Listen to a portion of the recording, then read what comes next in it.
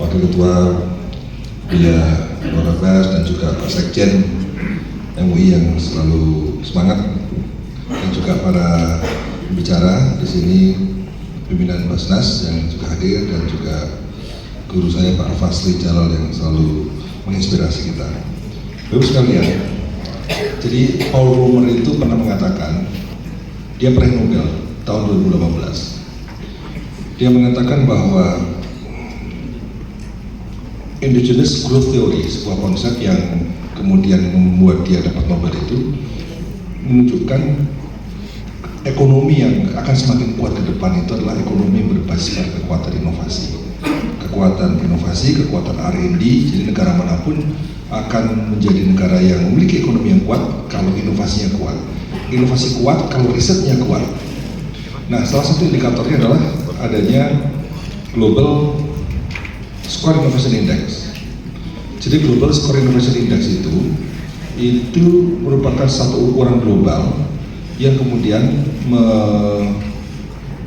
mengukur sejauh mana ketahanan inovasi sebuah negara. Dan inovasi itu kita berada di urutan ke-55, turun tahun lalu kita ke 54, dan banyak indikator-indikator yang ada. Namun kita punya progres yang semakin lama semakin baik. Moga-moga ke depan kita bisa mencapai kepala 4 ya, 49, 45 ukuran di dunia. Meskipun di Asia Tenggara kita tuh masih berada di urutan ke-5. Kita kalah sama Thailand, kalah sama Malaysia, kalah sama Singapura, kalah sama Vietnam. Ini yang harus kita atasi, minimal menang dulu di Asia Tenggara.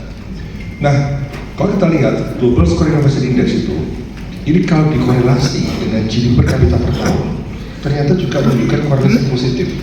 Ini sekaligus membuktikan bahwa negara yang memiliki ekonomi yang kuat hampir pasti memiliki inovasi yang kuat. Jadi kalau kita ingin mau menjadi negara besar, ya inovasi harus kuat, risetnya harus kuat. Terus kalian, siapa di sini pakai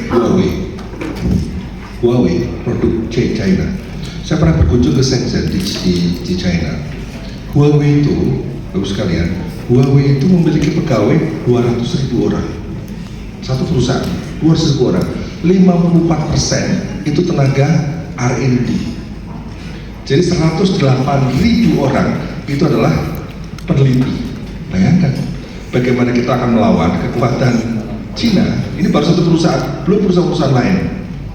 Jumlah peneliti BRIN nggak sebanyak itu. Jumlah peneliti orang Indonesia, dosen-dosen, profesor yang ahli ini nggak ada sebanyak itu. Jadi peneliti R&D-nya di Huawei saja, satu perusahaan saja, itu jumlahnya mengalahkan jumlah ahli IT yang ada di Indonesia. Nah, inilah sekedar gambaran. Cina menjadi sebuah negara yang sangat besar secara eksponensial karena apa? Karena kekuatan inovasinya. Dulu adalah Jerman. Jerman itu karena dia punya banyak lembaga.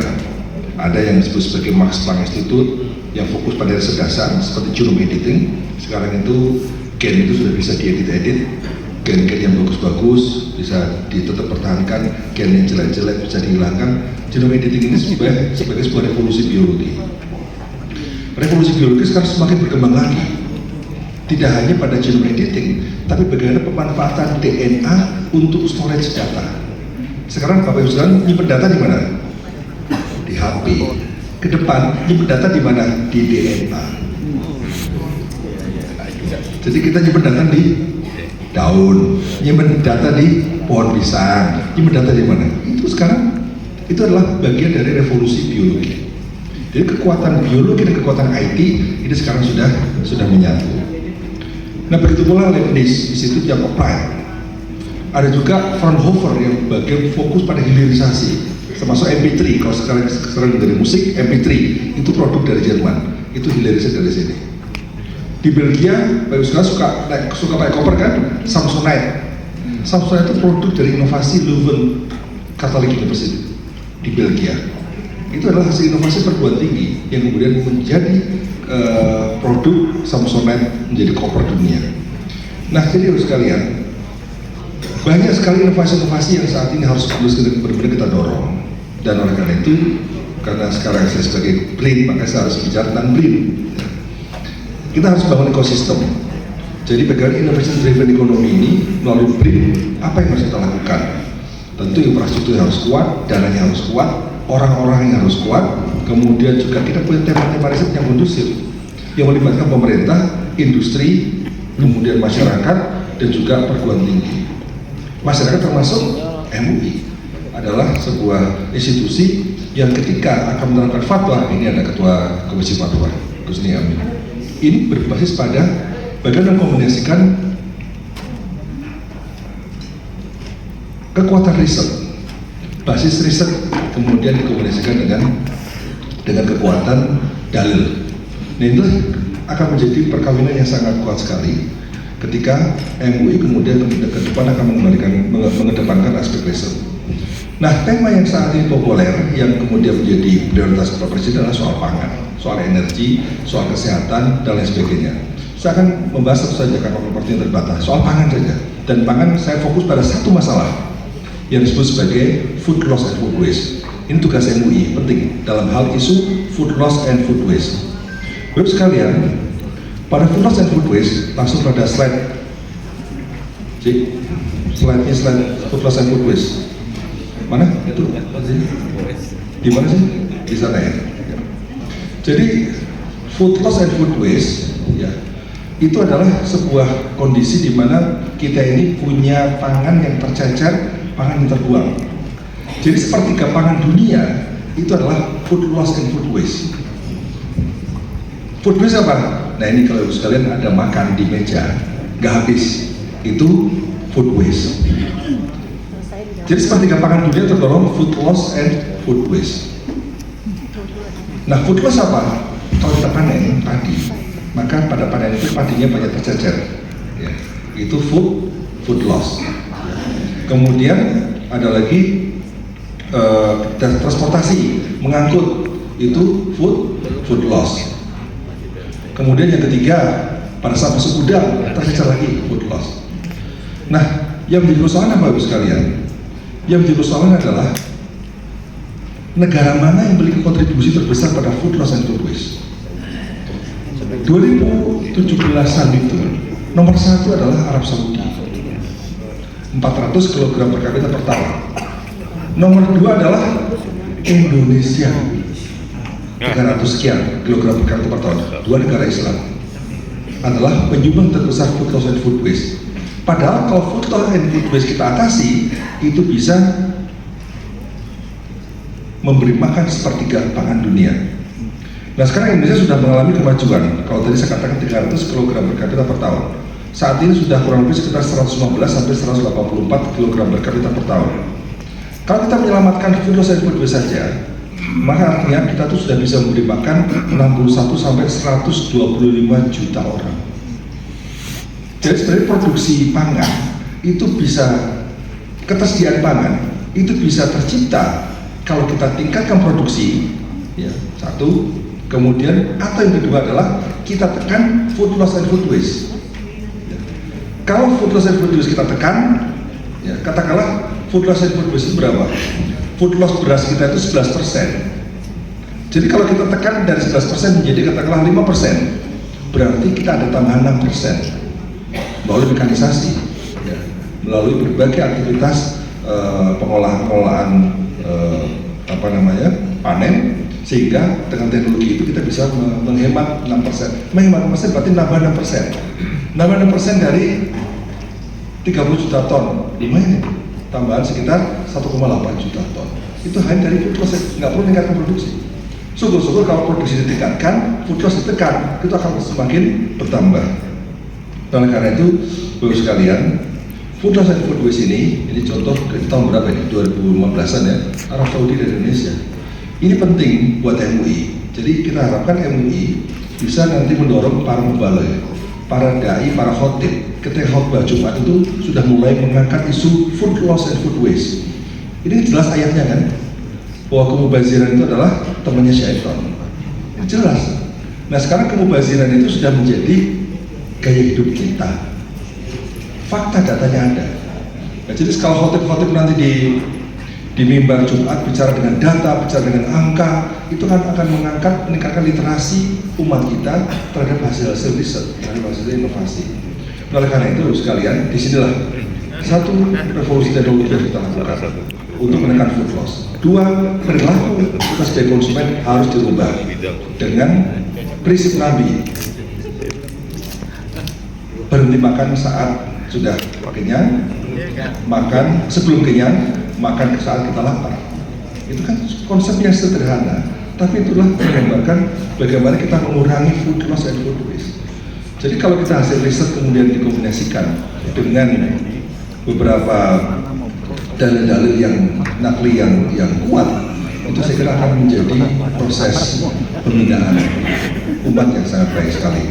Itulah hakikat kombinasi iptek dan intan. Itu masuk. Baru sekalian, oleh karena itu peran MUI itu peran saya kira bisa bergandeng dengan sejumlah ormas, dengan BRIN kita bisa siap untuk berkolaborasi dalam rangka untuk itu membangun literasi iptek. Jadi pangan ke depan, saya kira ini sesuatu yang harus benar-benar kita pertahankan karena hidup mati sebuah bangsa terletak pada pangan, itu kata Bung Karno. Namun punya masalah banyak dan harus kita selesaikan. Salah satunya adalah bagaimana kita membangun pertanian presisi. Ini adalah AI masuk. Bagaimana kita dengan cukup motret menggunakan scan menggunakan kamera ini bisa mengetahui penyakit tanaman apa, obatnya apa, caranya bagaimana, harganya berapa. Kemudian juga pertanian yang ramah iklim. Mengapa ramah iklim? Setiap kenaikan 1 derajat suhu itu akan menurunkan 10-20% produksi beras Indonesia. Setiap kenaikan 1 derajat suhu temperatur, maka akan bisa mengurangi produktivitas susu sapi, produktivitas sapi, dan seterusnya. Bahkan yang lebih parah lagi adalah akan mempengaruhi kualitas gizi mikro dari sayuran. Jadi kalau Pak Sekjen dulu makan kangkung masih kecil, kangkung nih makan nih, kandungan gizinya berbeda dengan anak-anak sekarang makan kangkung. Akibat perubahan iklim, maka kandungan gizi mikro di kangkung sudah menurun. Jadi oleh karena itu, ini perubahan iklim itu masalah serius. Nah, lagi-lagi, kalau kita di khotbah Jumat bicara tentang perubahan iklim, ya inilah sesuatu bagaimana kita mendidik umat kita untuk juga pro lingkungan. Bapak sekalian, kopi itu umurnya akan berakhir pada tahun 2050. Jadi kalau Buya Anwar Abbas ini suka minum kopi, 2080 ya, 2080 itu kopi udah nggak ada lagi. Kenapa? Setiap kenaikan 1 derajat suhu, maka produktivitas kopi akan turun. Nah ini dihitung oleh teman di IPB, lama-lama kelamaan kan turun terus terus akan berakhir pada tahun 2080 kalau perubahan iklim tetap berlangsung. Jadi kopi itu akan hanya ada di museum, bahwa dulu kakek saya pernah minum namanya kopi. Nah, ini fakta sekalian. Inilah pentingnya kita melakukan riset-riset yang harus kita dorong. Kemudian yang terakhir juga ini regenerasi petani. Jadi kita butuh petani-petani tangguh, petani-petani muda yang harus didorong untuk menjadi pelaku yang luar biasa. Mengapa di Jepang petani-petani yang muda semakin menurun jumlahnya? Jepang masuk aging society. Orang desa, ya, 1 menit lagi ya. Orang desa yang akan para pemuda desa itu kebanyakan ke kota di Jepang. Tidak ada yang mau menjadi petani, tidak ada yang menjadi nelayan. Padahal untuk menjadi nelayan dapat kapal, dapat alat tangkap, dapat beasiswa, dapat rumah. Kurang apa pemerintah Jepang? Pendapatan lebih tinggi daripada menjadi pegawai di hutan. Tapi anak muda tidak. Alasannya bukan alasan ekonomi, bukan alasan gengsi. Ini survei lagi hasil data yang diteliti oleh orang Jepang. Ternyata faktornya adalah faktor perempuan. Mengapa perempuan? Perempuan Jepang hasil survei tidak mau menjadi istri petani, tidak mau menjadi istri nelayan. Jadi kalau ingin meningkatkan ketahanan pangan di Indonesia, maka Bapak Ibu sekalian harus merelakan menantu-menantunya itu petani, menantu-menantunya itu nelayan dan sebagainya. Maka saya mau nanya nih, kalau ada calon menantu datang Bapak Ibu sekalian, dokter ahli jantung, gajinya 15 juta. Satu lagi petani cabai, pendapatan 500 juta. Pilih mana? Cabai ya. Matre ya. Nah itu saya kira gambaran dulu sekalian, banyak faktor-faktor yang sosiologis yang juga bisa kita harus antisipasi bagaimana pelaku-pelaku pertanian ke depan itu harus semakin tangguh dan semakin kuat agar ketahanan pangan kita bisa terwujud. Terima kasih. Assalamualaikum warahmatullahi wabarakatuh.